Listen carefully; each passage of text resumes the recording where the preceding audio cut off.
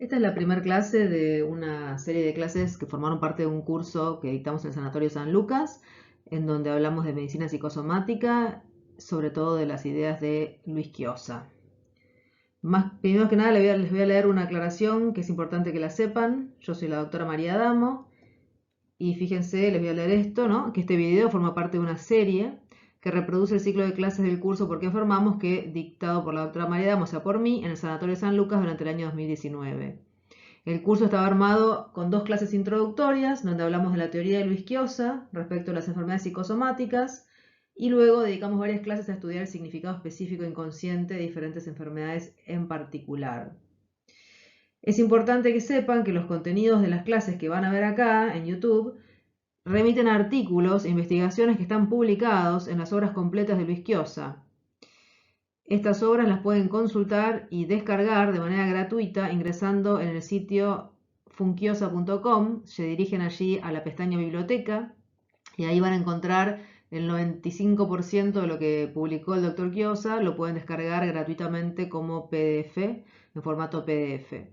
O sea que las primeras dos clases yo las armo en función de diferentes artículos que están esparcidos en la obra de él, pero después las clases de cada enfermedad ustedes pueden ir a buscar el tomo donde está publicada la enfermedad y la pueden leer completa si les interesa profundizar o ver más en detalle. Y ante cualquier duda o consulta me pueden escribir al mail info@medicinaypsicoanálisis.com.ar o bien ingresar en mi sitio web donde hay más información y más links vinculados al tema, que es www.medicinaypsicoanálisis.com.ar.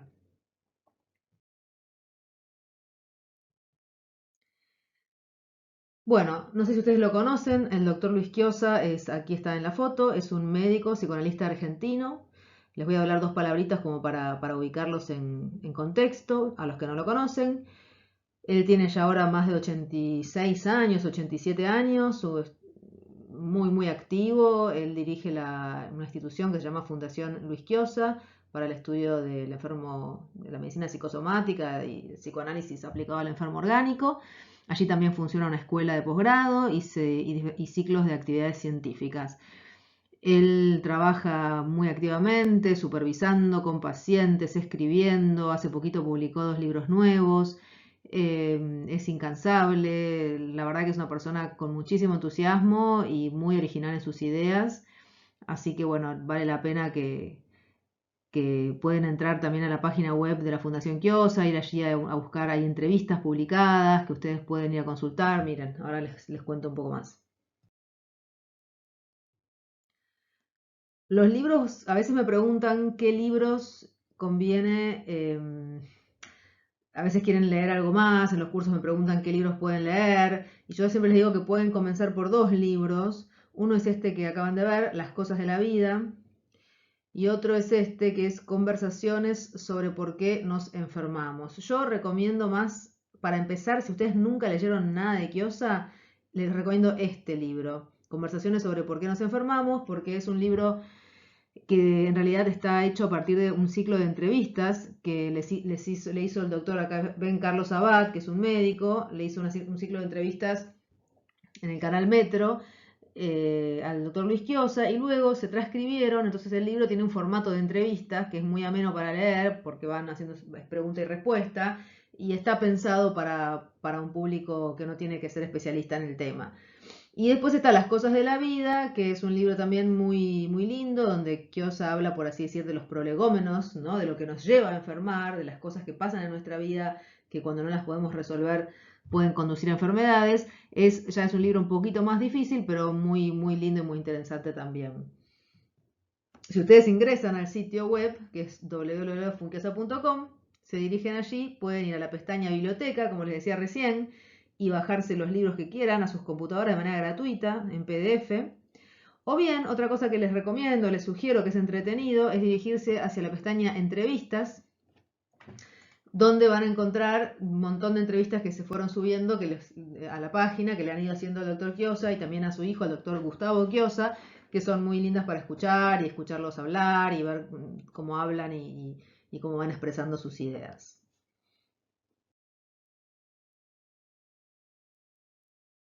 Bueno, en esta pantalla les muestro una página de Facebook que tengo yo, donde también pueden encontrar información relacionada. Ya que estoy, aprovecho para presentarme. Esta soy yo, soy la doctora María Adamo, yo soy médica, psicoanalista. Soy miembro asociado de la Fundación Kiosa, en donde ejerzo la función de docente adjunto en la escuela de posgrado y también trabajo en mi consultorio particular en la zona de Belgrano, en Capital. Y bueno, hace varios años que estoy dando estos cursos para transmitir las ideas de Kiosa. Y bueno, tengo esta página donde ustedes van a poder, se llama Doctora María Damo, y ustedes van a poder encontrar, por ejemplo, algunos videos del material, mismo este material gráfico de los cursos, pero son videos un poquito más cortos. Van a encontrar publicaciones relacionadas, recomendaciones, links, notas y bueno, un montón de cosas vinculadas siempre a la medicina psicosomática y a la relación entre medicina y psicoanálisis para poder seguir profundizando con el tema. Y ahora ya sí nos vamos a introducir de lleno en nuestro tema.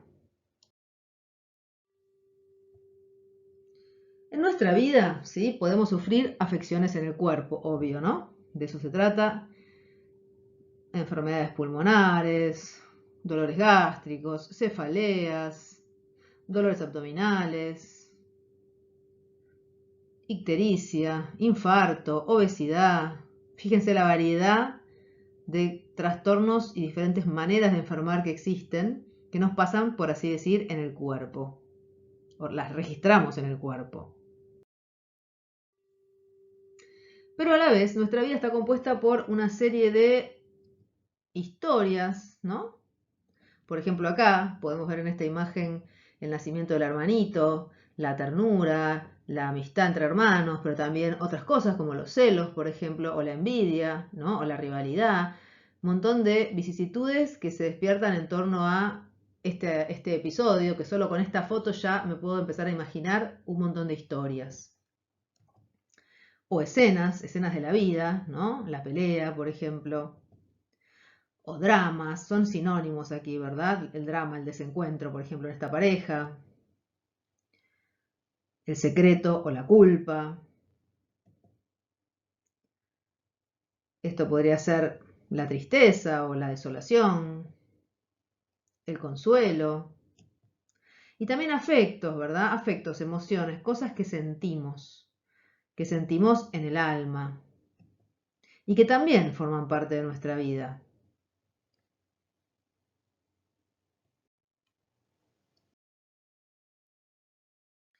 Por ejemplo, si yo me muestro una foto de esta mujer, ¿no? ¿Ustedes qué dirían? Siempre le pregunto a los alumnos en los cursos qué piensan, qué le pasa a esta mujer.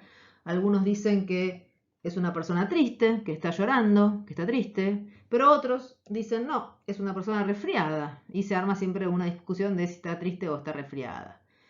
Y entonces yo les digo, bueno, la verdad es que con esta foto sola nosotros no podemos saber si ella está triste o resfriada. Necesitamos más datos para saber qué le pasa. Porque aquí vemos en este ejemplo que acá cuerpo y alma no son tan fáciles de distinguir si esto es tristeza y es un estado anímico o es un resfrío y es una enfermedad en el cuerpo. Difícil saberlo. Las enfermedades del cuerpo, podemos preguntarnos entonces, ¿tienen que ver con los dramas que uno vive? ¿Ustedes qué piensan? En general uno dice, sí, tienen que ver. ¿Tienen un sentido en nuestras vidas las enfermedades? Pongamos que sí. Pero ¿cómo? ¿No? Intuitivamente, y sobre todo si están viendo esta clase es porque el tema de alguna manera les interesa y intuitivamente sienten que hay algo vinculado, ¿no? Entre las enfermedades del cuerpo y las cuestiones anímicas, pero ¿cómo? ¿No? ¿Cómo nos podemos imaginar o cómo podemos explicar esta relación? ¿Cómo puede un conflicto emocional manifestarse en una enfermedad del cuerpo? ¿De qué manera? ¿Cómo se explica esto? Además, gran pregunta, ¿a qué enfermedades se aplicaría esta idea? Porque en general lo que vamos a escuchar es que hay algunas enfermedades que tienen que ver con lo anímico, pero no todas. Esto es lo que se suele en general escuchar.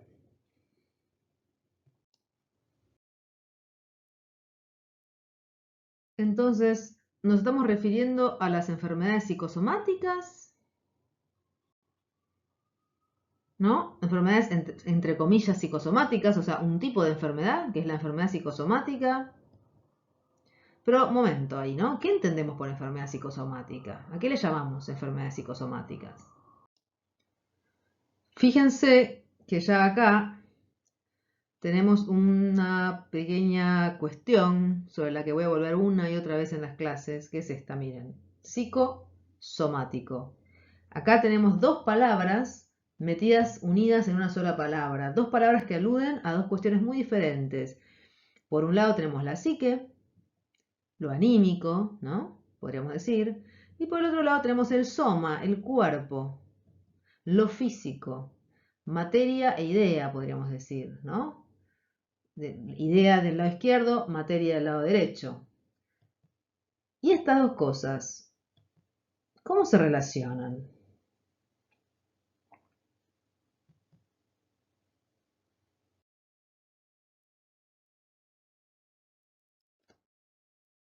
¿Cómo se relaciona el cuerpo, el alma con el cuerpo? Esta es una pregunta sobre la que vamos a trabajar mucho a lo largo de sobre todo estas clases introductorias y en realidad a lo largo de todo el curso. Para para empezar a abordar esta pregunta, mejor dicho, vamos a apoyarnos en tres pilares que ahora les voy a contar cuáles son. Vamos a hablar de la relación cuerpo-alma, que ya van a entender por qué pongan la moneda, que ahora no se entiende, pero ya lo van a ir entendiendo, que es una metáfora que vamos a usar mucho. El otro pilar o punto de apoyo va a ser el inconsciente y la represión. Y el tercero, los afectos, las emociones, los afectos. Estas tres cosas las vamos a ir tocando en las primeras dos clases, que son como puntos de apoyo que vamos a necesitar para explicar lo que queremos explicar. En la clase de hoy vamos a destinarla casi toda al tema de la relación cuerpo y alma. Inevitable, como las tres cosas en realidad están unidas, van a ver que voy a apelar a las otras cosas también, pero bueno, me voy a concentrar en explicar más lo que tiene que ver con el inconsciente, la represión y los afectos en la clase que viene. Fíjense, estos chicos jugando, ¿no? ¿Ustedes dirían que ellos juegan con el cuerpo o con el alma? Entonces me dirían, no, en realidad juegan con las dos cosas, porque si no tuvieran el cuerpo no podrían jugar, pero si no tuvieran alma tampoco podrían jugar, porque el juego es algo que se están divirtiendo, lo están pasando bien, es algo que sienten, que les pasa en su vida anímica. Entonces, cuando las cosas funcionan bien, funcionan bien. En la vida habitual, en la vida cotidiana, nosotros funcionamos integrados. Si ustedes se comen un caramelo, no se lo comen solo con el cuerpo y tampoco se lo comen solo con el alma. Necesitan el cuerpo para disfrutar el sabor del caramelo, pero lo disfrutan en el alma. Es una sensación que tienen que no está en ningún lado. Ustedes sienten el sabor, lo disfrutan, les gusta y eso es una experiencia anímica. No les da lo mismo comer de un sabor que de otro sabor, el caramelo. O sea que cuando las cosas andan bien, podemos decir que funcionamos integrados, funcionamos con cuerpo y alma unidos. Y esta es la manera habitual. Si yo me junto a comer a almorzar con una amiga mía, me junto con mi amiga en cuerpo y alma, ¿verdad? No me junto solo el cuerpo, ni tampoco me junto solo el alma.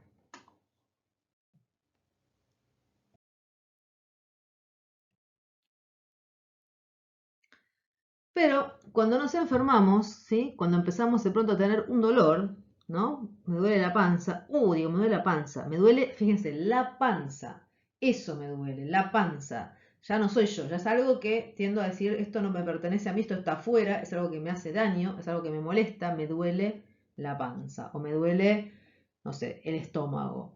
Y lo pongo ahí y ya siento que es una cosa separada de mí, una cosa. Frente a la enfermedad, el hombre se ha puesto a pensar, ¿sí? La humanidad se ha puesto a pensar y a tratar de entender qué pasa, por qué me enfermé. Para esto, la humanidad ha ido desarrollando diferentes teorías, buscando explicar la razón de la enfermedad para tratar de aliviarse.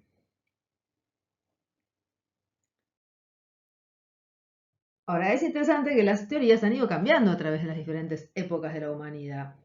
Y esto no es broma, esto es muy importante. Fíjense, por ejemplo, la teoría de la religión, ¿no?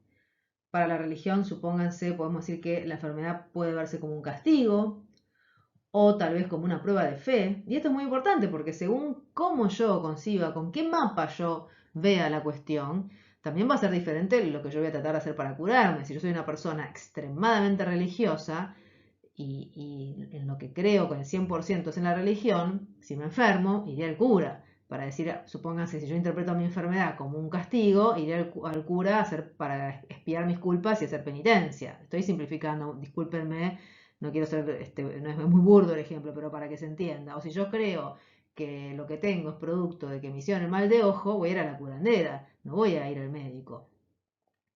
Estas cuestiones no son chistes porque imagínense que en la Edad Media a las mujeres histéricas se las quemaba en la hoguera, se las quemaba vivas. Entonces las ideas y las teorías que se manejan llevan a hacer cosas determinadas, ¿no? Que tienen muchísima fuerza. Ahora, yo siempre insisto mucho, mucho en que una teoría es un mapa. Una teoría es un mapa, no es el territorio. No tengo que confundir. Yo digo, yo me quiero ir de acá a Mar del Plata y necesito un mapa para llegar. Evidentemente no es lo mismo un mapa bueno, o sea, un mapa mejor que un mapa peor. ¿Por qué? Porque si yo quiero eh, llegar a Mar del Plata y tengo un mapa que en donde me indica que hay una ruta, donde hay una montaña, donde hay un bosque y no es ninguna ruta, yo me voy a chocar con el auto y no voy a poder llegar nunca a Mar del Plata. Y mientras mejor sea el mapa, mejor voy a llegar yo a Mar del Plata. Pero es un mapa, no es el territorio. Es muy, muy importante no confundir el mapa con el territorio. ¿Y esto por qué yo les hago tanto hincapié? Porque ahora vamos a hablar del principal mapa con el que nos manejamos hoy en día en la sociedad occidental y muchas veces lo que ocurre es que cuando un mapa se vuelve una teoría se vuelve muy, muy, muy imperante, uno se olvida que es una teoría y empieza a pensar que es una realidad. Entonces, por ejemplo, un cardiólogo les podría decir, el corazón es como una bomba, ¿no? Aspirante impelente que expulsa la sangre, impulsa, mejor dicho, la sangre por todo el circuito cardíaco. Bien, es una metáfora mecánica que es muy útil y que sirve muchísimo para un montón de cosas, pero el corazón no es una bomba, porque el corazón pertenece a un ser vivo, entonces no es una máquina. Funciona como una máquina y ese mapa me va a permitir entender y aplicar y hacer un montón de cosas, poner un bypass, poner un stent, hacer todas las maravillas que hace la medicina científica tecnológica hoy en día. Pero el corazón no es una bomba, no es una bomba, es mucho más complejo que eso. Y tan es así que, por ejemplo, el corazón no late todo el tiempo idénticamente igual. Un corazón que late idénticamente igual es un corazón que está enfermo. Entonces, la cuestión se empieza a tomar como una realidad. Entonces, es muy importante que, obviamente, más está decir que lo que yo les voy a explicar acá también es un mapa. Es otra teoría que complementa a nuestro punto de vista, ¿no? La teoría científica habitual, la teoría científico-natural, pero es un mapa. Pensamos que es muy bueno. ¿Cuándo decimos que un mapa es bueno? Bueno, cuando de alguna manera llamamos a una teoría una mejor teoría cuando nos permite explicar una mayor cantidad de cuestiones con lo que se llama una mayor economía de principios. O sea, para explicar la mayor cantidad de cosas de la manera más simple posible. Esa teoría es la que llamamos la mejor teoría de las que vamos pudiendo encontrar.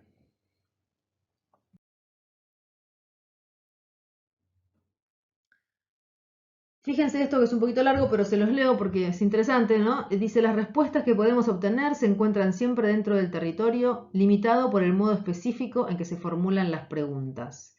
O sea que según cómo yo pregunte, es también lo que voy a encontrar como respuesta. Lo que yo les decía antes, si yo la pregunta que hago es cuál fue el pecado que cometí para enfermar, la respuesta va a estar dentro de ese mapa. Es muy difícil que yo pueda ver, y a veces la dificultad está en trascender esos mapas y en decir, a ver, por ahí el mapa que estoy usando o no está bueno, o no me alcanza, o no es suficiente para lo que yo necesito poder abordar y comprender.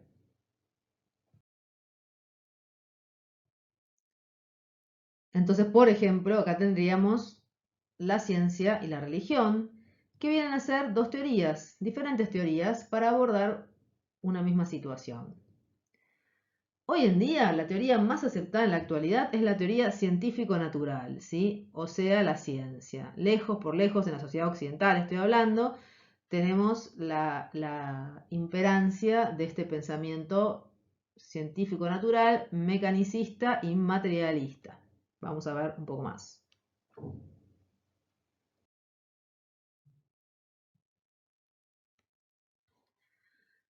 La medicina científico-natural va a pensar al cuerpo humano como una máquina, ¿sí? Miren este libro, por ejemplo, de fisiología, muy lindo, en donde se homologa, es la tapa de un libro de fisiología, se homologan cada sistema del organismo humano con una sección de una fábrica, ¿no? Como si fuera toda una gran maquinaria, o está acá con todos los engranajes. Entonces la medicina científico-natural concibe el cuerpo humano como una máquina y por lo tanto cómo va a pensar la enfermedad como la descompostura de esta máquina. La enfermedad se comprende como una alteración en el funcionamiento de dicha máquina. Fíjense, si yo como bien, sano, hago ejercicio, duermo suficientemente y tengo una vida sana, voy a tener, por así decir, los engranajes todos aceitados y funcionando la máquina bien. Si en cambio yo como chatarra, tengo una vida sedentaria, tomo alcohol, fumo, nos dice la medicina actual, se me van a oxidar todos los engranajes y me voy a enfermar. O sea que la enfermedad vendría a ser el producto de una causa que interfiere con esta máquina, ¿no? Yo puedo imaginar una causa, supónganse, no sé, el virus de la gripe, que produce un efecto, la gripe, a través de un mecanismo. ¿Cuál es el mecanismo en este caso? Bueno, podría decir que ingresa el virus por las vías respiratorias superiores, que me va a producir una descamación del epitelio de los bronquios, que eso me va a generar catarro y secreciones. Bueno, justo en el caso de la gripe no se sabe tanto cómo se producen todos los demás síntomas de la gripe en el resto del cuerpo, pero uno puede decir en algún momento se va a encontrar eso. Uno puede establecer un mecanismo que me muestra cómo la causa se las ingenia para producir el efecto. Y entonces yo qué digo, bueno, se trata, tengo que eliminar la causa, chau causa, o interferir el mecanismo para que se me vaya el efecto, para curarme. Es un pensamiento mecanicista que busca intervenir, ya sea sobre la causa o sobre el mecanismo, para hacer desaparecer el efecto.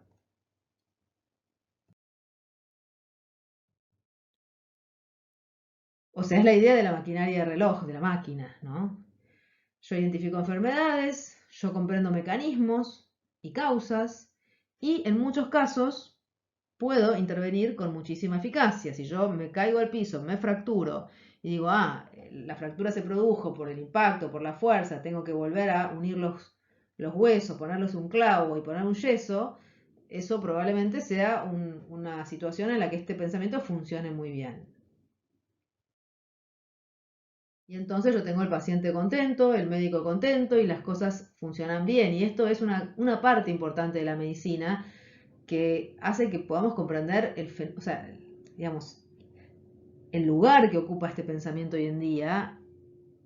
Se entiende porque imagínense lo que fue la revolución en el siglo XX, sobre todo, desde el lavado de manos y la sepsis, ¿no? La asepsia, lo que produjo, los enormes avances que produjo en la curación de las enfermedades o en prevenir enfermedades, y bueno, hay un montón de intervenciones médicas que han funcionado muy bien, ¿no? Entonces yo tengo una herida abierta y la puedo suturar y me puedo curar, o tengo diabetes y tomo insulina y de repente antes las personas se morían porque eran insulino dependientes y de repente se dejaban de morir. Entonces hay un montón de cosas en donde esto produce un stent que evita que una persona se muera luego de un infarto.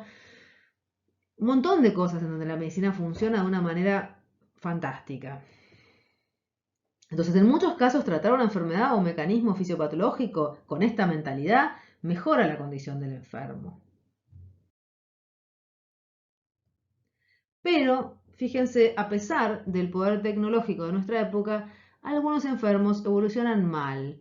¿Qué quiere decir esto? Bueno, que tal vez a pesar de la medicación o no remite la enfermedad o se vuelven a enfermar, ¿no? Por ejemplo, imagínense, yo tengo un dolor de cabeza y digo, bueno, hoy tengo que trabajar, la verdad es que tengo que seguir trabajando, me tomo un Ibupirac o me tomo un Migral y se me pasa el dolor de cabeza y ya está, ¿no? Y está todo bien. Ahora, si yo empiezo a tener un dolor de cabeza por semana, de alguna manera empiezo a decir, hay algo que con el Migral o con el Ibupirac no lo estoy pudiendo sanear, no me está alcanzando. Entonces, o tengo, no sé, un diabético que no se ajusta a la dieta y entonces no hay manera de hacerle entender que tiene que cuidarse con la dieta. Es decir, un montón de maneras, sobre todo en las enfermedades crónicas, en donde vemos que de pronto la cuestión no funciona tan bien o los pacientes a veces no responden a las medicaciones como el médico esperaba. Porque concebir la enfermedad como la descompostura de un mecanismo, que es este pensamiento mecanicista, es una simplificación que, como yo les decía, a veces sirve, pero otras veces no alcanza. No nos basta con este mapa para llegar a un buen puerto. Porque la vida es más compleja, ¿no? Entonces muchas veces la complejidad de la vida no puede ser soslayada y el enfermo no responde al tratamiento o no acepta realizarlo, por ejemplo.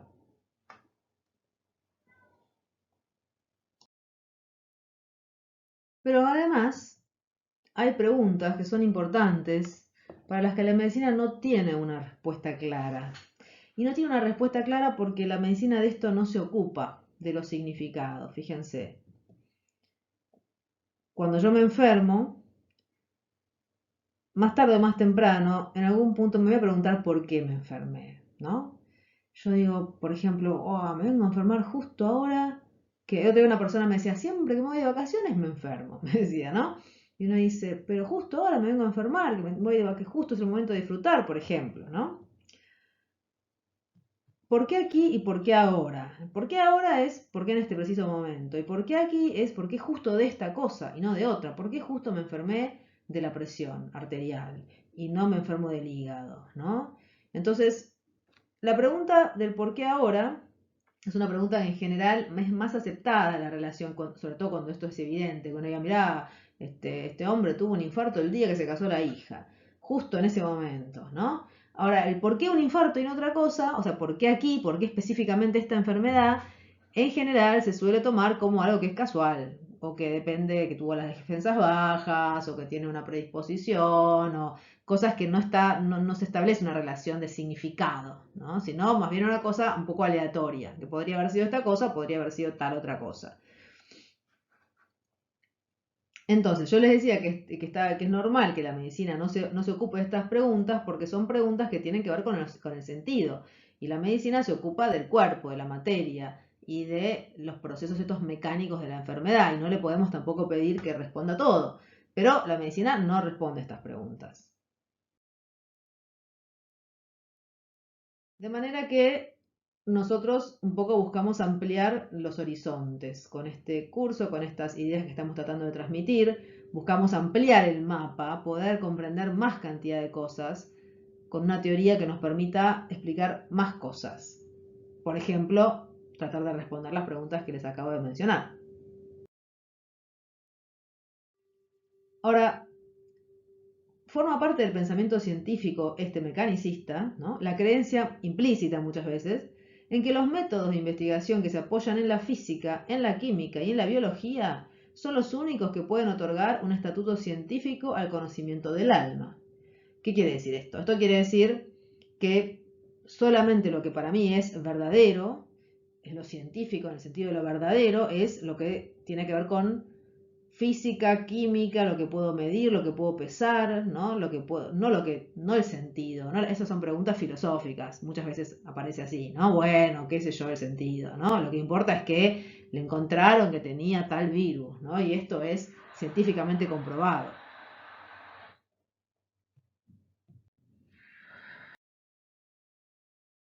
Pero fíjense que, sin embargo, desde antiguo nosotros sabemos que entender mecanismos no es la única manera de relacionarlos con las cosas y de influir sobre los hechos.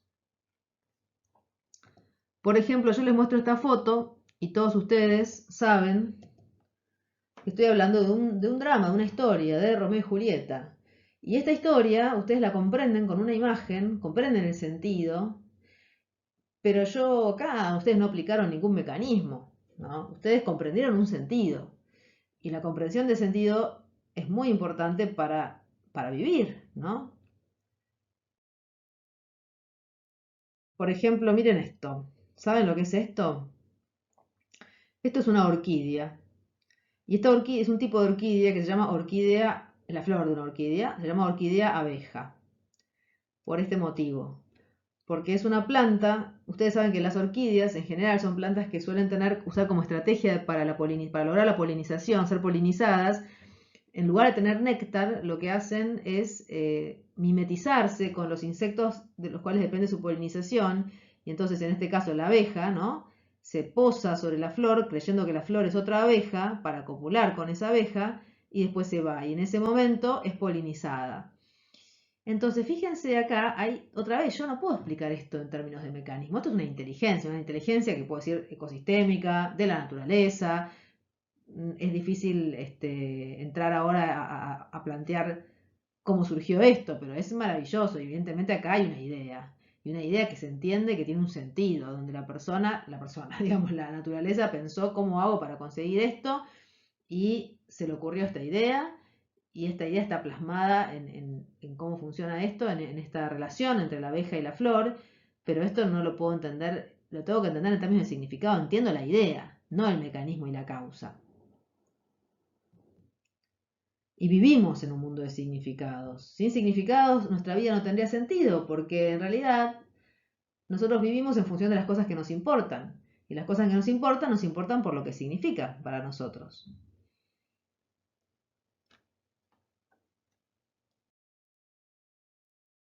Ahora, es muy importante no confundir causas con significados. Acá hay otra imagen, que es la imagen de la piedra de la Rosetta. Por ahí seguramente la han oído nombrar. Es una piedra que se encontró donde un faraón egipcio había mandado a escribir un decreto y como quería que se entendiera, lo había hecho traducir, entonces estaba en los jeroglíficos egipcios, estaba en griego y en no me acuerdo en qué otro idioma más. Y gracias a esta piedra se pudieron descifrar el significado de los símbolos de los jeroglíficos egipcios, porque como el texto era el mismo y se sabía el griego, se pudo ir traduciendo y así se accedió a comprender el significado de los jeroglíficos egipcios. Entonces aquí otra vez no se trata de entender un mecanismo, acá se trata de entender un significado.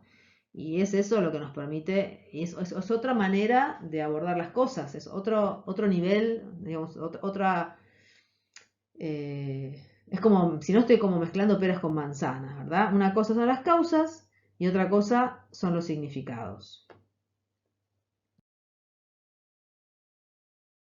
Otra linda metáfora para ilustrar esto que usa mucho el doctor Kiosa es esta, ¿no? Imaginemos que este hombre está encerrado con esta computadora y esta computadora es una computadora que juega al ajedrez, tiene un juego de ajedrez en la pantalla. Y el ingeniero es un ingeniero electrónico, pero que no sabe jugar al ajedrez y que nunca en su vida vio un tablero de ajedrez. Y está ahí encerrado y no tiene nada que hacer. Y entonces empieza a mirar la pantalla. Uno podría pensar que para entender él lo que está pasando en la pantalla, podría agarrar y decir voy a desarmar toda la computadora, ver los cables, ver las conexiones, ver el hardware que se llama, ¿no? Pero eso no lo haría entender el juego de ajedrez, que sería el equivalente, digamos, de operar físicamente a la computadora como una persona. Sin embargo, si él se sienta y empieza a mover el mouse y las teclas y empieza a ver que hay ciertos movimientos que puede hacer y otros que no, y probablemente si pasaran muchas horas y él estuviera interactuando con la computadora, poco a poco empezaría a entender cómo es el juego y qué es lo que está pasando. Entonces, ahí estaría comprendiendo un sentido. Pero esto no hay cables que le permitan entender esto. Esto se trata de comprender el sentido del juego. Entonces, una cosa es el hardware y otra cosa es el software. Es la idea que está expresada en el juego o en lo que sea que esté haciendo o ejecutando la computadora. Y entonces tenemos estas dos cosas, ¿no? Idea y materia, y nos preguntamos cómo se relacionan, que es con lo que empezamos también esta clase, ¿no? ¿Cómo se relacionan el cuerpo con el alma? Esta es una pregunta que se ha planteado la filosofía a lo largo de los tiempos, es una pregunta que no se la hace Kiosa por primera vez, es una pregunta que en muchos momentos en la medicina se pasa por alto, por una cuestión pragmática para seguir adelante y seguir avanzando, pero no se la responde, ahora vamos a ver. Y Kiosa trae una propuesta de cómo responder esta pregunta. Vamos a ver primero qué es lo que se ha dicho anteriormente, antes de Kiosa. Gran parte de la ciencia actualmente sigue la idea del paralelismo psicofísico. Este pensamiento tiene que ver con el dualismo cartesiano, con Descartes. ¿Qué decía Descartes? Ustedes saben que Descartes decía que existían dos existentes, valga la redundancia. La materia, que era la res extensa, y la idea, que era la res cogitans. Cogitans de pensamiento, extensa porque ocupa un lugar. Entonces la materia tiene que ver con el cuerpo, mientras que la idea tiene que ver con el alma. La materia tiene que ver con el soma, la idea con la psique. La materia tiene que ver con lo que está en el mundo, las cosas, los objetos. La idea tiene que ver con lo que yo siento que está en la mente. La materia tiene que ver con lo que percibo con los cinco sentidos. ¿No? Lo puedo pesar, tocar, agarrar, oler, ver qué color tiene. Mientras que la idea tiene que ver con lo que yo recuerdo en la mente, ¿no? Y de alguna manera nos queda la cuestión de cómo se conectan estas dos cosas. Descartes, en este dibujo, planteaba que en la glándula pineal había un punto de unión entre estos dos existentes. Sin embargo, la glándula pineal, ustedes saben que forma parte del cuerpo, con lo cual no está tan claro cómo se vinculan ambas cosas.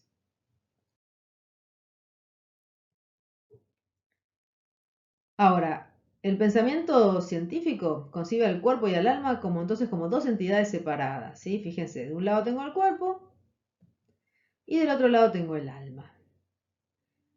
Y son dos cosas distintas.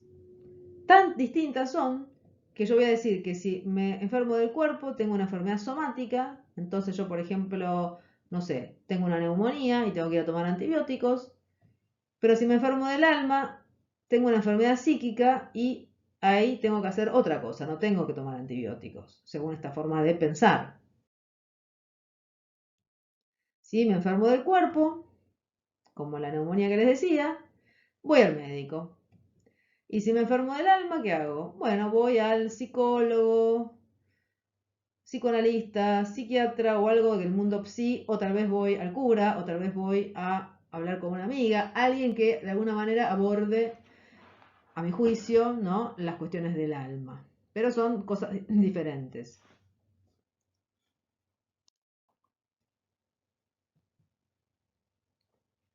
Que dan lugar a dos historias clínicas, ¿no? Podríamos decir que el médico y el psicólogo manejan historias clínicas diferentes.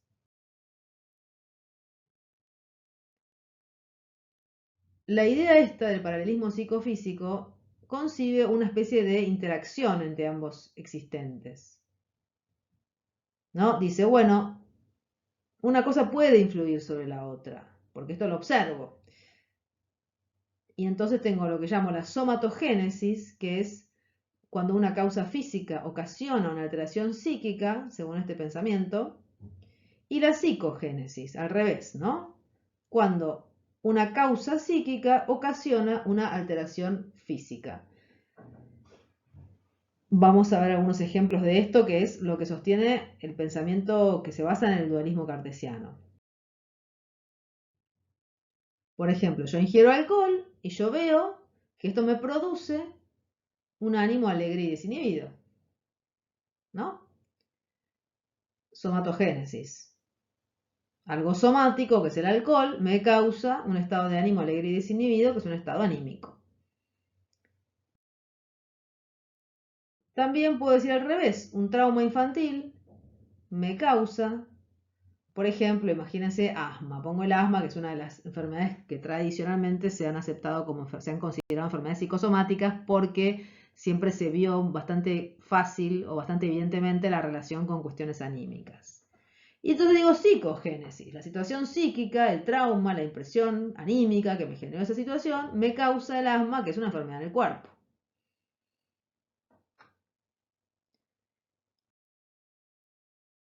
Entonces, esto es en general lo que se suele entender por enfermedad psicosomática. Subrayo se suele entender porque obviamente acá nosotros lo que vamos a tratar es de plantear algo distinto. Habitualmente se entiende por enfermedad psicosomática aquella que tiene un origen o una causa psíquica. O sea, se entiende por psicosomático lo psicogenético, lo que fue generado por lo psíquico. Como el ejemplo que yo les decía, el trauma infantil me causa el asma. Pero acá Esto es lo que yo le decía que la medicina lo pasa por alto porque hay un pequeño deslizamiento que es muy importante, que es que cómo el trauma infantil puede causar el asma. ¿Cómo se las ingenia la situación traumática infantil para causarme, e inclusive tal vez tiempo después, ataques de asma que son inflamaciones y broncoespasmos bien físicas adentro de los pulmones? O sea, yo tengo un salto de la mente o del psiquismo o del alma al cuerpo. Tengo un salto, porque si cuando yo les hablaba del virus de la gripe, yo les decía, no, miren, yo tengo el virus, ingresa por las vías respiratorias, produce descamación del epitelio respiratorio, eso se transforma en catarro, etcétera, etcétera. Y yo podía seguir un hilo dentro de lo físico, donde la causa, a través de un mecanismo, me producía un efecto. Pero aquí yo tengo un salto, yo salto de trauma infantil a el asma. Y esto no cierra, esto no se entiende. Acá estoy saltando de un nivel a otro cuando no hay una escalera que me conduzca de uno al otro, ¿se entiende? Entonces volvemos a la pregunta, ¿cómo se relacionan el cuerpo y el alma? Porque Descartes hablaba de la glándula pineal, pero la glándula pineal es cuerpo. Entonces, otra vez no tenemos la relación, la unión.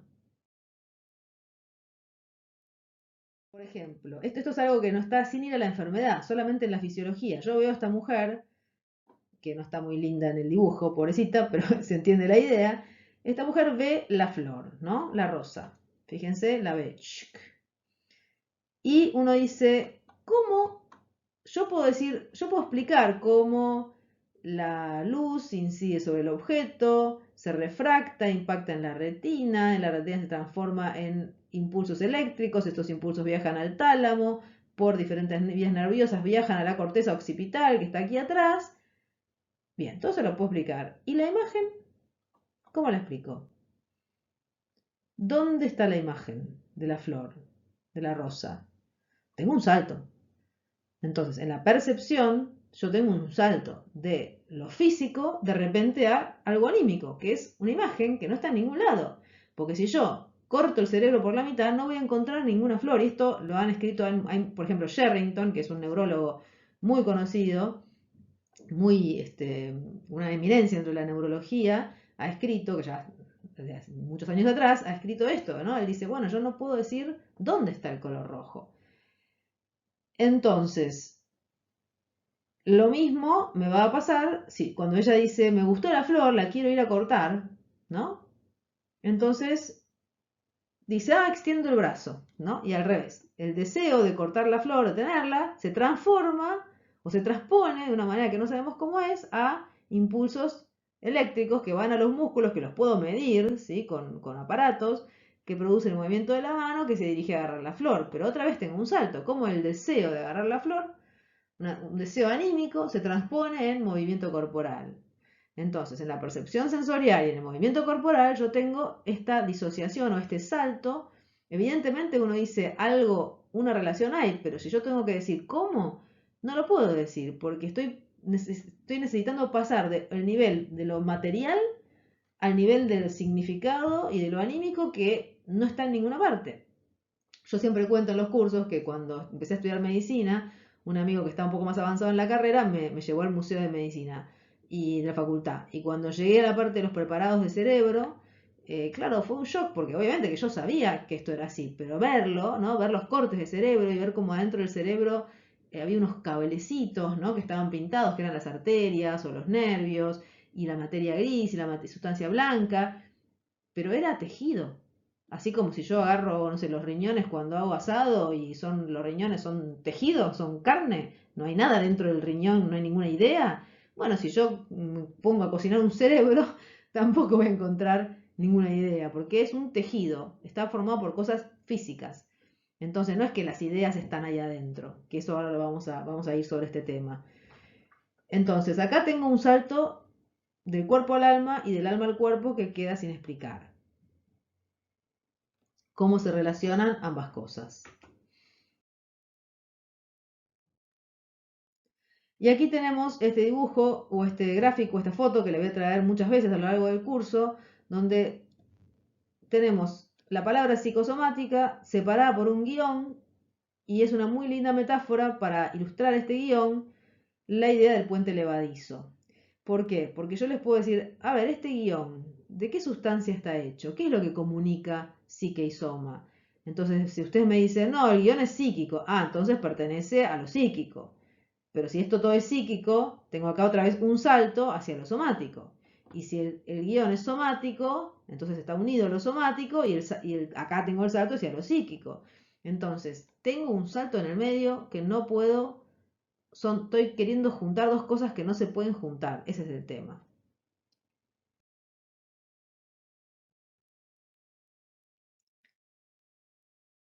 Entonces, el pensamiento científico natural, como venimos hablando, es predominantemente materialista.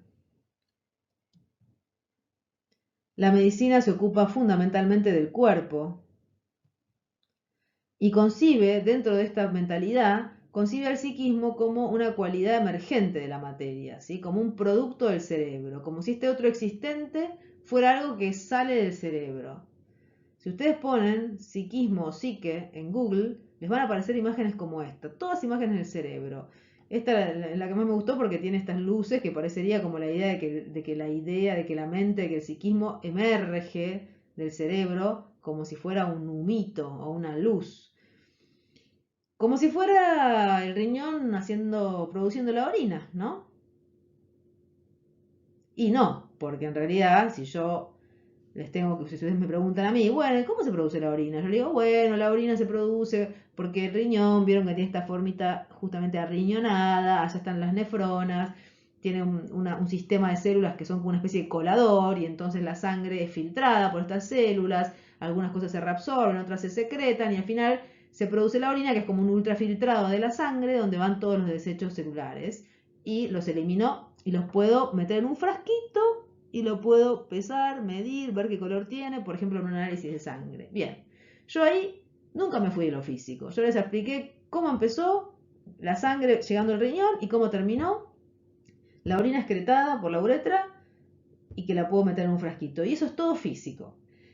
Pero si ustedes me dicen, bueno, y ahora explícame con la misma idea, explícame cómo el psiquismo produce la psiquis, el cerebro produce la psiquis, sistema nervioso.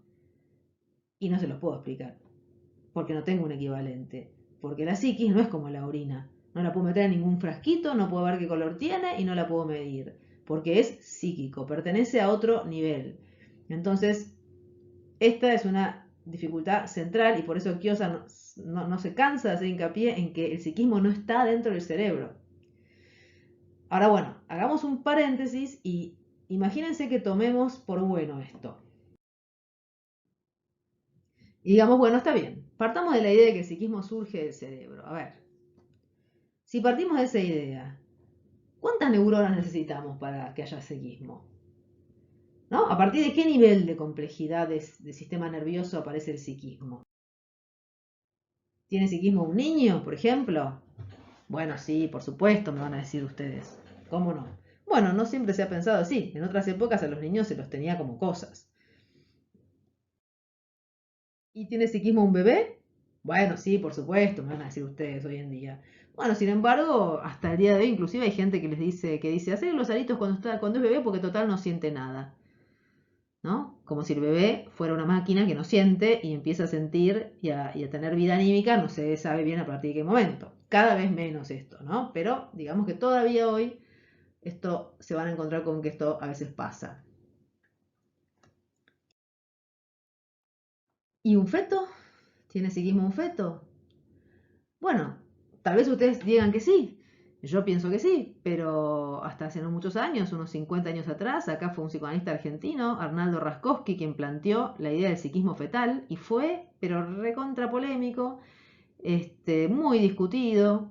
Después aparecieron las ecografías, ya con las ecografías era mucho más difícil negar la idea de un psiquismo fetal porque uno ve los movimientos del feto, ve que se chupa el dedo, ve que está más tranquilo, ve que está más inquieto, inclusive se han hecho estudios comparando embarazos gemelares, comparando el comportamiento intraútero de ambos bebés y el comportamiento extraútero, por ejemplo, a los 2 años, un seguimiento y viendo cómo se mantienen las conductas. Me acuerdo concretamente de una presentación en donde había uno de los bebés que estaba siempre pegado a la placenta y el otro que nadaba y se alejaba y después el que estaba pegado a la placenta estaba siempre con la mamá y el otro se alejaba más. O me acuerdo de otro donde había dos bebés que jugaban, o sea, que se tocaban a través de estaban divididos por una membrana, estaban en dos sacos distintos y como que se tocaban a través de la membrana y después esos mismos niños de chiquitos tenían un juego que era repetitivo, que les gustaba mucho, que era ponerse cada uno a un lado de la cortina y jugar y se tocaban y se buscaban a través de la cortina, por ejemplo, ¿no? Pero es una pregunta y es algo que no siempre se ha aceptado. ¿Y un animal tiene psiquismo? Y vemos esta foto y no tenemos duda que sí, que tiene psiquismo. ¿Pero todos los animales tienen psiquismo? ¿Qué pensamos de esto? Y voy a ir un paso más allá, que este es el momento en el que siempre digo que me van a pensar que estoy loca, pero no estoy loca. ¿Las plantas tienen psiquismo? Fíjense este libro, por ejemplo, muy interesante, que se llama Sensibilidad e Inteligencia en el Mundo Vegetal, donde Mancuso se dedica a estudiar, y no es el primero, esto tiene larga tradición, a estudiar la inteligencia. De hecho hay un libro de Metterlink muy lindo que se llama La inteligencia de las flores, la inteligencia del mundo natural, las estrategias, las asociaciones, cómo por ejemplo, los árboles perciben que hay un depredador que lo está comiendo y empiezan a secretar una sustancia que al depredador no le gusta y se comunican entre ellos. En fin, muchísimas cosas que nosotros no sabemos de la inteligencia que tienen las plantas y el mundo natural. Por ejemplo, ni que hablar todo de lo que les contaba de la orquídea. Y entonces decimos, bueno, pero un momento, espera, ¿qué entendemos por psíquico? Pues tenemos que decir, bueno, pero espera, ¿qué estás entendiendo por psíquico? ¿A qué le llamas psíquico? ¿No? Llegó un momento en que tenemos que tratar de ver si lo podemos definir de alguna manera. Vamos a decir primero qué entendemos por físico, que es más fácil, ¿no? Podemos decir que por físico entendemos aquello que podemos percibir con los cinco sentidos. Que podemos ver, tocar, oler, medir, escuchar, una cosa. ¿Y qué entendemos por psíquico entonces? Por oposición a lo físico. Bueno, vamos a apelar a una definición que dio Freud en uno o en dos momentos de su obra. Freud plantea que un fenómeno es psíquico o anímico cuando posee un sentido. Esto lo dice en Psicopatología de la Vida Cotidiana. ¿Qué quiere decir esto? Primero pongo anímico entre paréntesis porque Freud usa mucho el concepto de alma. Ustedes saben que cuando Freud fue traducido al inglés, se tradujo en muchos lugares, cuando él ponía alma, se tradujo por psique o por mente. Y eso después terminó haciendo, hay un libro de Bettelheim donde él analiza las traducciones que se hicieron de Freud, y en muchos lugares de su obra, Freud, en lugar de psiquismo o de mente, ni que hablar, ponía Seele, que es la palabra alemana para alma. Alma no en un sentido religioso, sino en un sentido de lo anímico.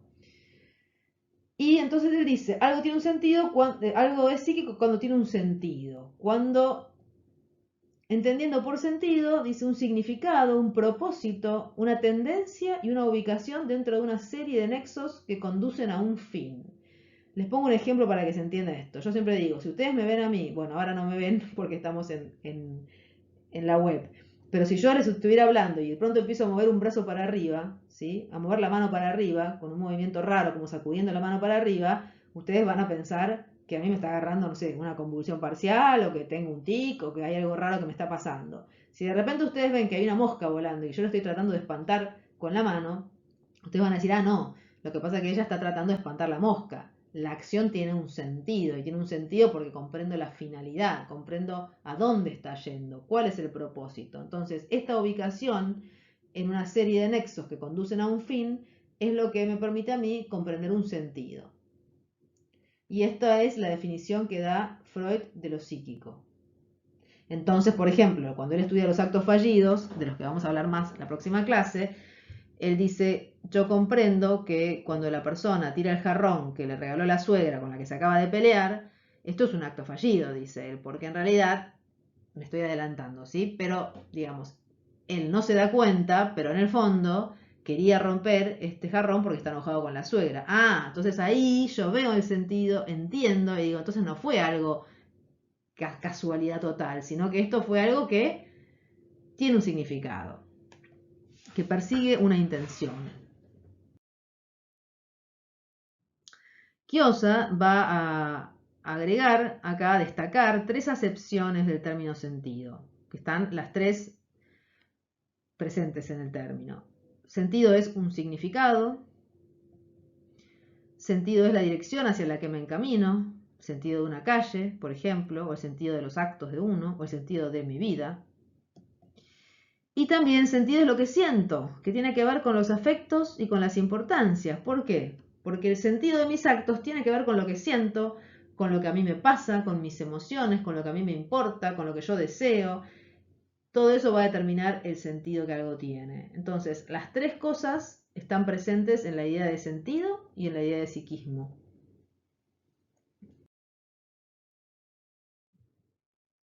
O sea, resumiendo lo que acabamos de decir, llamamos físico a lo que percibimos con los 5 sentidos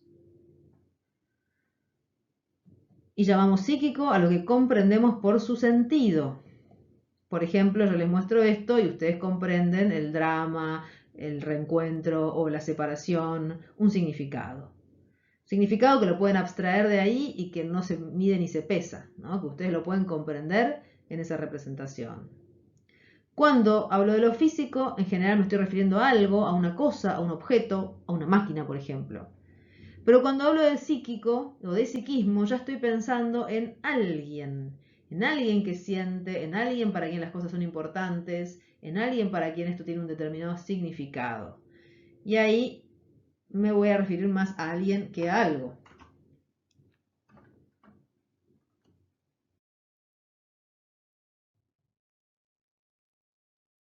Ahora bien, cuando yo les muestro a esta pareja besándose, como los niños jugando que les mostraba al principio, yo les podría decir, bueno, pero esta pareja se besa ¿con el cuerpo o con el alma?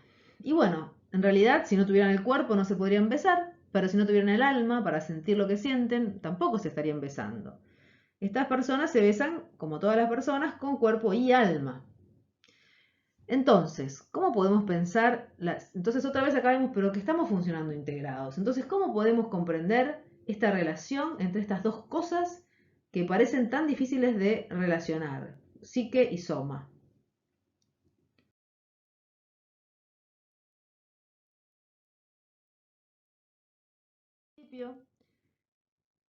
¿Y por qué la moneda? Bueno, porque Kiosa la utiliza como metáfora para decir que cuerpo y alma se pueden considerar dos caras de una misma moneda. O sea, lo que él dice es, ¿qué pasa si pensamos, propone esta forma de pensar, ¿no? Dice, ¿qué pasa si en lugar de pensar que psique y soma son existentes en sí mismos, cosas en sí, existentes, lo psíquico por un lado y lo somático por el otro, ¿qué pasa si son puntos de vista? Si son formas en las que yo veo algo o puedo conocer algo, como si fueran dos caras de una moneda, ¿no? Entonces yo, por ejemplo, aplicando esto a la misma moneda, yo podría decir, bueno, la moneda tiene un aspecto físico, ¿no? De corporal, por ejemplo, está hecha de tal metal, mide tanto, pesa tanto, tiene este color, pero también puedo comprender la idea, ¿no? El sentido que tiene la moneda, que es la idea de, supónganse, del valor, de un determinado valor. Y yo puedo ver las dos cosas en la moneda. Son puntos de vista, no es que la moneda es física o es psíquica. La moneda va a tener los dos puntos de vista. Si yo me dedico a fabricar monedas, me va a importar más la cuestión de qué material la tengo que hacer, de qué tamaño. Pero si yo soy un comerciante, lo que me va a importar es cuánto vale la moneda. Y voy a estar pendiente de la otra parte. Pero no es que la moneda solamente tenga una parte.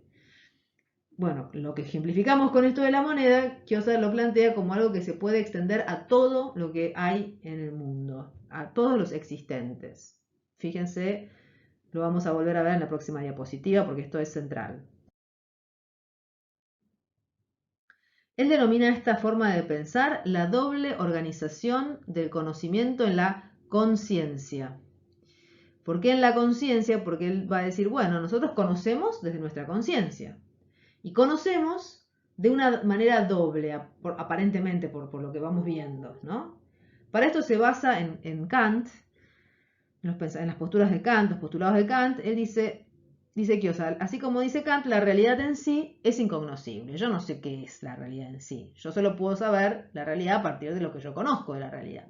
Y yo puedo conocer la realidad a partir de el aspecto físico o del aspecto psíquico de la realidad. Como si fueran dos ventanas por las que yo miro a la cosa en sí, digamos, a la moneda o a lo que sea que esté mirando.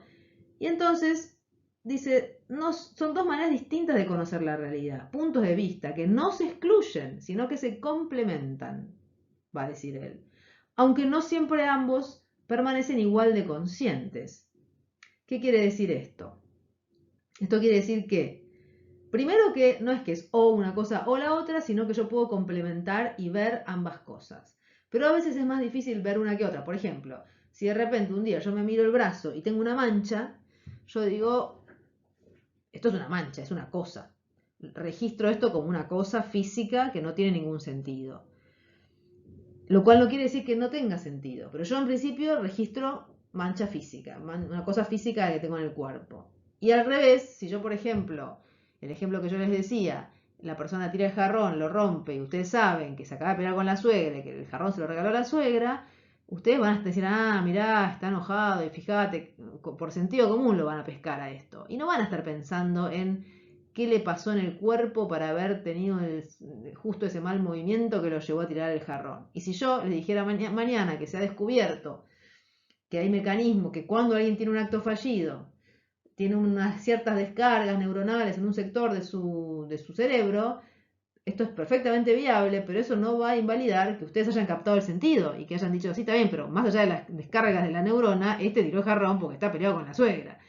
Y entonces, una cosa no invalida la otra, solo que a veces vemos más una que la otra. No siempre tenemos las dos tan presentes en la conciencia. Podemos pensar entonces que uno podría complementar o integrar estos dos enfoques y decir, bueno, el existente es uno, yo lo veo desde un punto de vista, pero también lo puedo ver desde el otro. Bueno, en este ejemplo son justamente contrapuestos, pero la idea sería unir estas dos visiones para enriquecerme. La otra metáfora muy buena para esto es el dibujo de la Gestalt, donde yo veo un jarrón, ¿no? La parte negra, o veo dos perfiles, la parte blanca, y puedo ver uno u otro, pero no puedo ver los dos a la vez. Entonces yo podría decir que uno es lo físico, el otro es lo psíquico, yo puedo saltar de uno a otro, pero no puedo ver los dos al mismo tiempo, ¿no? Difícil ver ambos al mismo tiempo, pero podemos ir y venir estableciendo así una realidad más amplia y compleja, no quedarnos solamente con un punto de vista.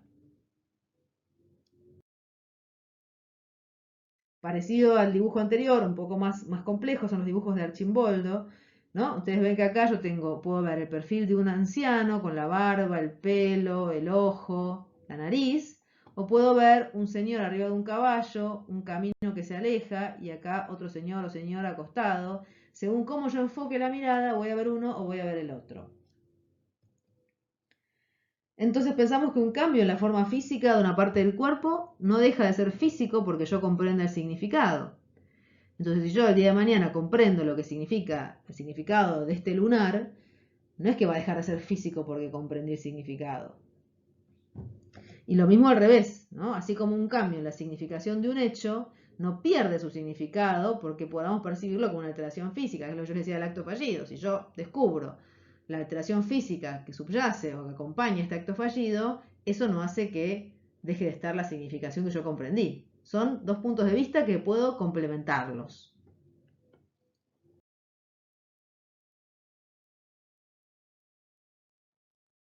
Este hombre vemos que está triste, está llorando, las lágrimas, pero la efusión de lágrimas no deja de ser física cuando forma parte del llanto. Yo podría agarrar las lágrimas, meterlas en un frasquito y medir cuánto sodio contienen, o sea, es algo físico, pero eso no invalida que yo comprenda que está llorando, ni el hecho de que yo comprenda que está llorando invalida que las lágrimas son físicas. Están las dos cosas. En los afectos, en las emociones, como vamos a ver más la clase que viene, esto se puede ver bastante en simultáneo, ¿no? El llanto, vemos la tristeza y vemos las lágrimas o la congestión en la cara, en los ojos. Pero, como yo les venía diciendo antes, los significados pueden permanecer inconscientes. Acá me estoy adelantando así con el concepto de inconsciente, que vamos a hablar de esto más la clase que viene. Pero bueno, es difícil, siempre un poquito me tengo que adelantar. Los significados pueden permanecer inconscientes y cuando así sucede solemos creer que las alteraciones físicas no tienen un significado psíquico, que es solo físico, ¿no? Como el caso de la neumonía que yo les decía. Y al revés, también a veces pasa que una parte de los cambios físicos escapa a nuestra percepción y tendemos a pensar que lo psíquico es inmaterial y etéreo, que lo psíquico es este humito, esta cosa que no está en ningún lado y que no tiene nada que ver con el cuerpo. Y tendemos a separar cuerpo y alma.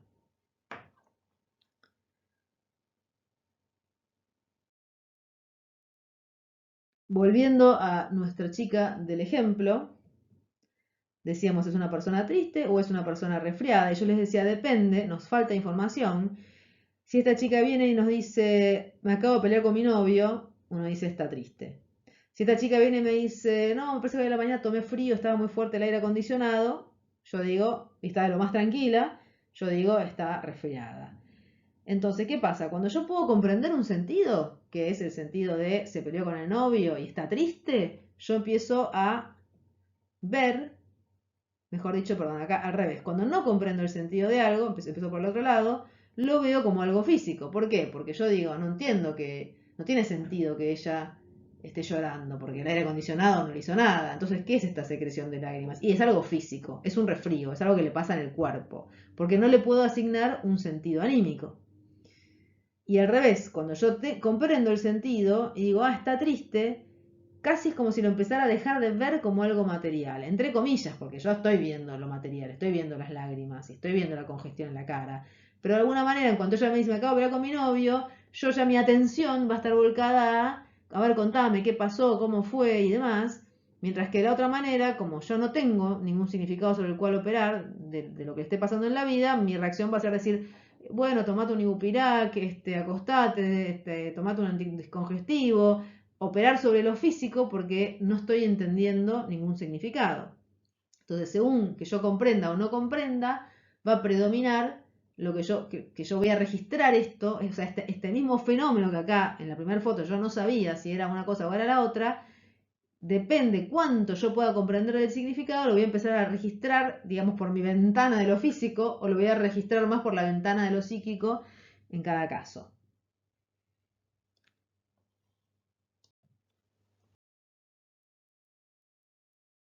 Saquemos la chica con la cara de llanto o de resfrío y pongamos la boca, una parte del cuerpo. Esta boca, ¿qué es primero, la boca o la idea boca? Yo no puedo separar el órgano boca de la idea boca, del sentido de la boca, ¿no? Entonces no puedo decir que la boca es solo física. La boca contiene una idea.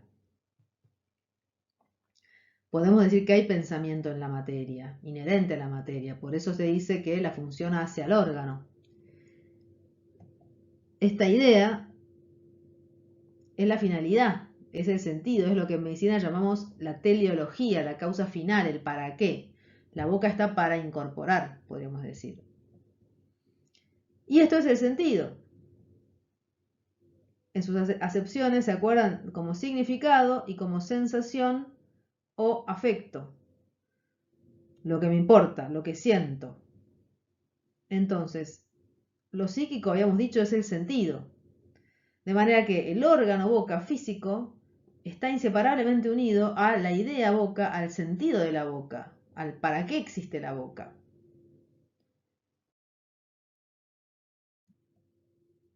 Partiendo de Freud, Kiosa sostiene que la función fisiológica del órgano constituye su significado o su sentido. La función del órgano, el para qué está el órgano, que ese es el sentido del órgano. Por ejemplo, si yo tengo otra vez la boca, yo voy a poder estudiar la boca desde un punto de vista físico, decir que es, por ejemplo, tiene tantos dientes, que la mucosa está humectada o está seca, que está más rosada o más pálida, o que tiene una lesión, o que tiene las amígdalas o no las tiene. Yo puedo describir aspectos físicos de la boca.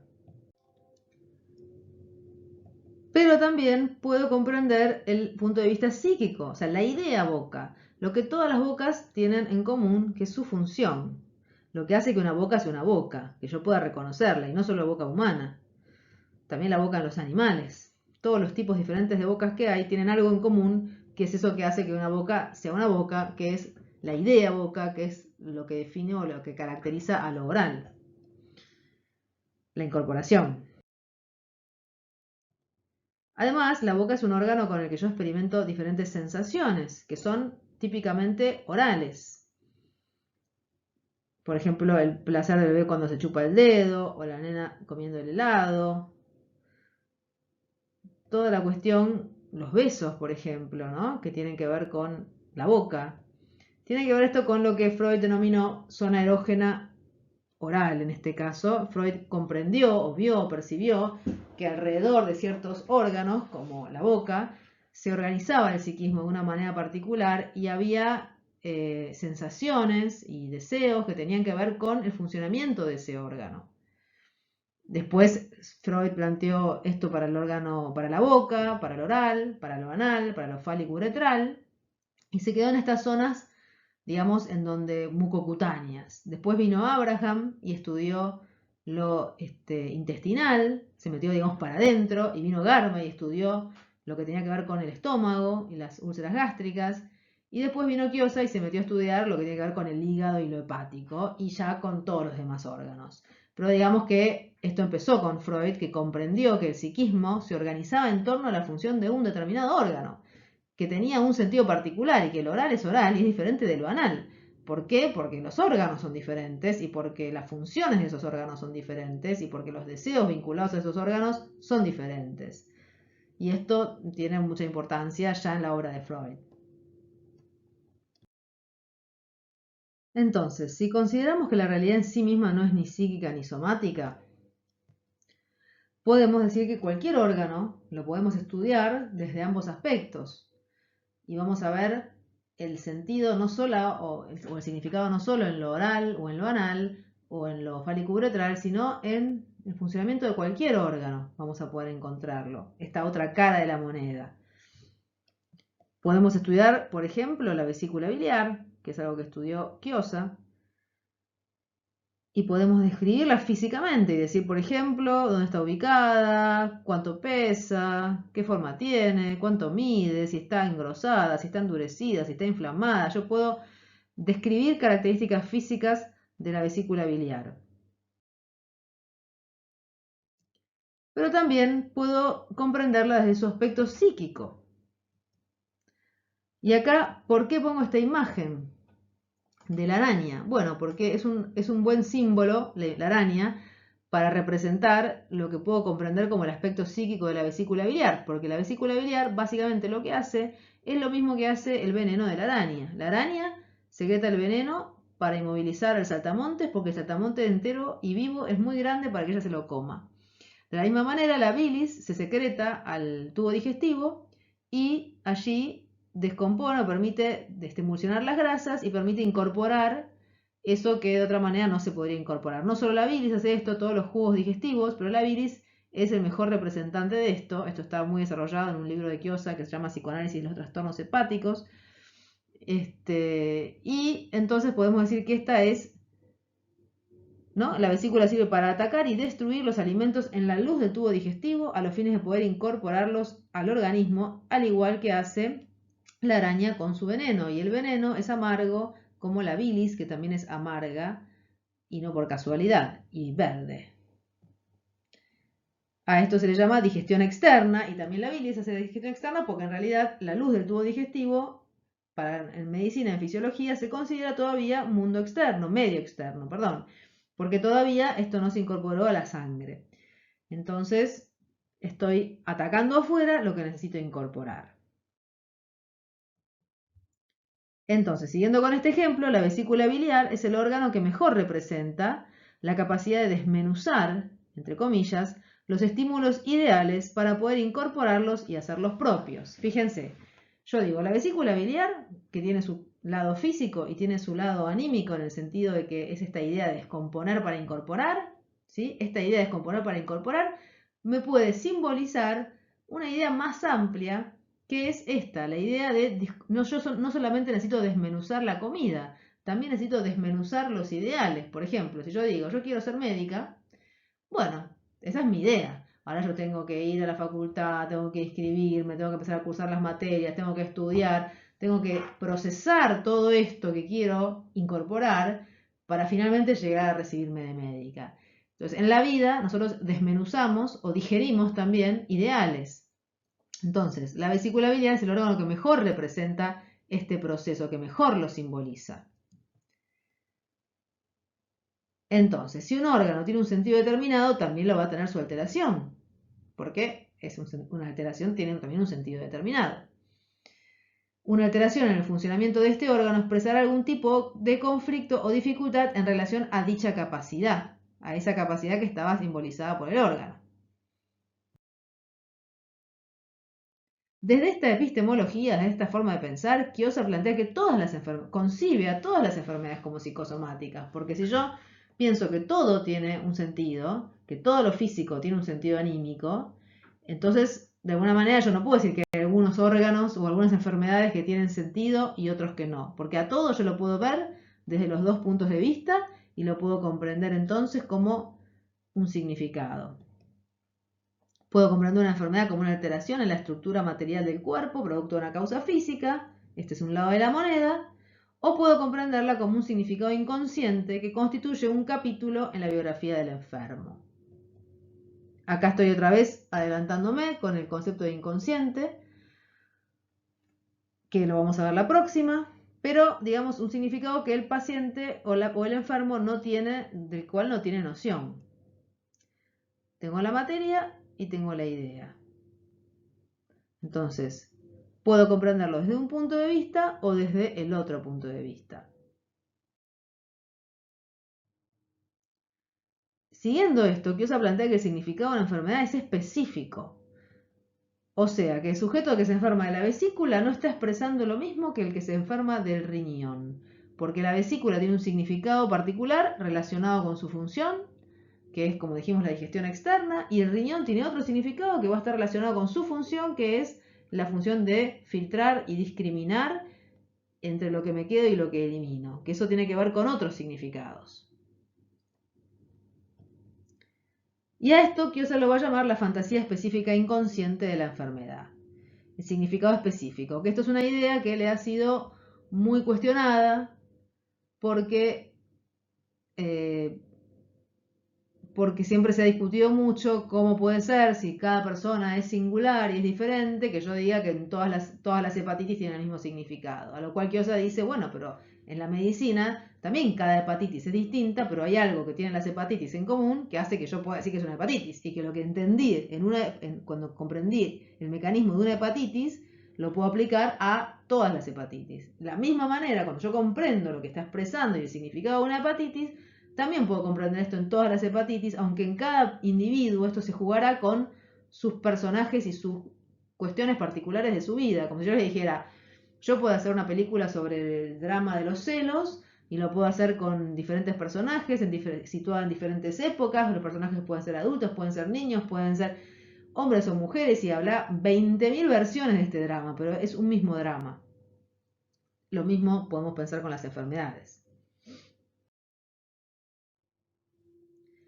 Este enfoque nos permite abordar de un modo nuevo dos preguntas importantes para las que la medicina ofrece pocas respuestas, como vimos. ¿Se acuerdan por qué aquí y por qué ahora? Porque entonces puedo comprender, si yo logro entender cuál es este capítulo de la biografía del enfermo que la enfermedad está expresando, ese capítulo me completa la biografía y yo digo, ahora entiendo por qué enfermó, supónganse, de hepatitis justo ahora, ¿no? Justo ahora que, bueno, hay que ya meternos con los significados de lo hepático, pero justo ahora supónganse que ascendieron al hermano en la fábrica.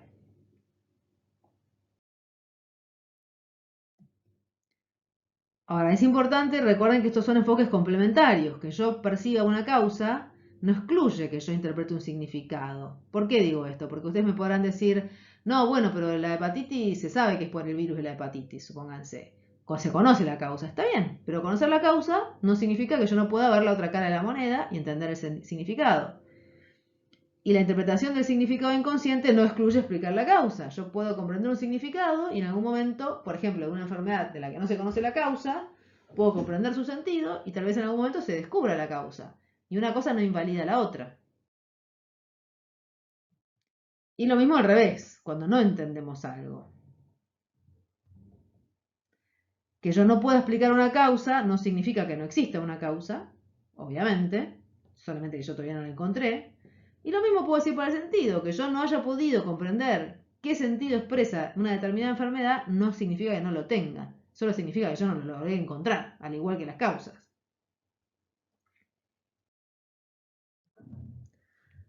Bueno, esto es lo que le decía antes, ¿no? Que muchas veces se dice, bueno, pero si no hay enfermedades, sino enfermos. Entonces, ¿cómo puede ser que todas las hepatitis signifiquen lo mismo? Está bien, no hay enfermedades sino enfermos, pero también es cierto que todos los enfermos de una enfermedad tienen algo en común. Por eso se hacen los grupos terapéuticos, por ejemplo, de apoyo, para que todos hablen de la experiencia de la enfermedad que todos tienen en común. Y las experiencias con un enfermo, tanto en la medicina como en el psicoanálisis, no sirve para ayudar a otros. Entonces la clínica psicoanalítica coincide con la clínica médica en que hay estados y evoluciones que son típicos y universales, como para constituir los conocimientos que guían la práctica, porque como es universal, yo una vez que comprendo una cosa, ya la puedo aplicar a todas las demás, que se presenten iguales.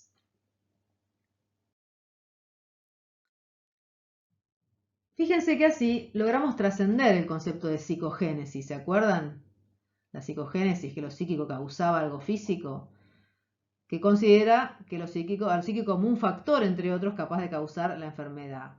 Por ejemplo, la psicogénesis sería, yo tengo la predisposición genética, tengo el agente infeccioso y tengo el factor psíquico, que puede ser X. Y esto me causa una determinada enfermedad. Entonces, después de lo que vimos, nosotros ya no compartimos esta forma de pensar, porque pensamos que no es que hay un factor psíquico que causa la enfermedad sumado a otros factores, sino que pensamos que lo psíquico es la otra cara de todo esto, de todo lo físico, y que está presente siempre. Esta forma de pensar nos parece mejor la que propone Kiyosaki, nos parece más completa, que explica más cosas, y así la investigación psicoanalítica permite comprender que todo trastorno corporal oculta historias, dramas biográficos, afectos, estos son sinónimos, los uso acá como sinónimos, fantasías, que son propias y específicas de esa enfermedad o ese trastorno.